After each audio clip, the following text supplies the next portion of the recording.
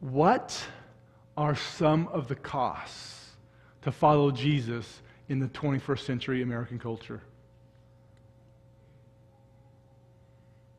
I'm not talking about Pakistan or because we're not living in a nation that's getting persecuted. We live in America. So what are some of the costs to follow Jesus in 21st century American culture? Man, if you're in a small group, man, this is going to be a question that you're going to discuss. I go to the group on Wednesday night. I can't wait for us to discuss this.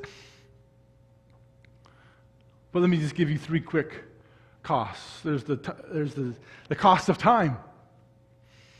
To grow as a Christian, you got to be involved in a Christ-centered community.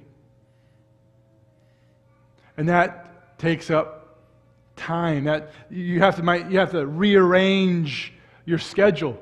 And if you do that, some people might get disappointed in you. You might get disappointed because you're like, well, I want to do this, and I want to do this, and this. I'm so busy, I don't know if I have time. But to grow as a Christian, you've got to get involved in a Christ-centered community.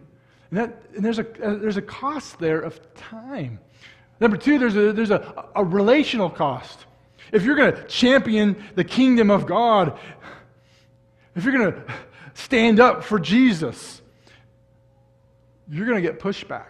You're going to get criticized. That's going to come from outside the church, but it's going to come also from other professing Christians. And they're going to maybe attach labels to you. They're going to dismiss you.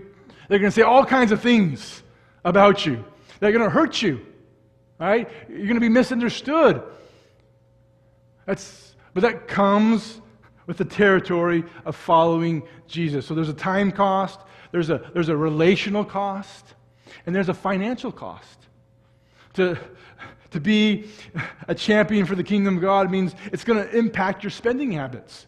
I mean, and you can look at other people and they're spending their money on this and this, or you can look at other Christians, but God calls you and I to be generous, not just with our time, but with our money.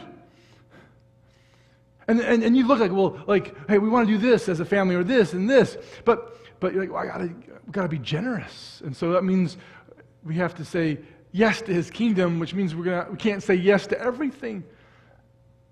And so there's actually a financial cost to following Jesus in the 21st century American culture. For these Christians in Smyrna, the answer was Jesus is worth it. What say you? Is Jesus worth it to you to endure the cost to follow Jesus in the 21st century American